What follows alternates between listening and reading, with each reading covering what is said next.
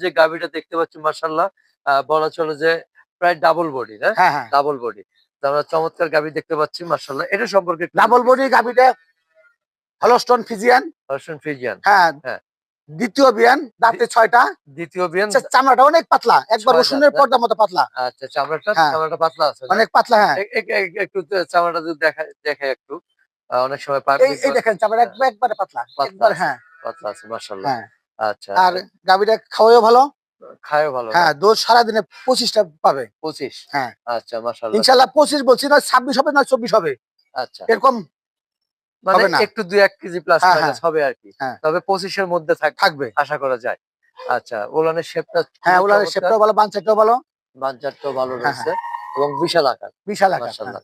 বিশাল আকার অনেক পর্যন্ত ওলানের হ্যাঁ। বিস্তৃততা। তাহলে দাম কেমন আশা এটার করতেছেন? দাম ৩,৫০,০০০ ৩,৫০,০০০ না? টাকা। হ্যাঁ। ২৫ একটু কি দাম হাই হয়ে গেল না? না, হাইও নাই।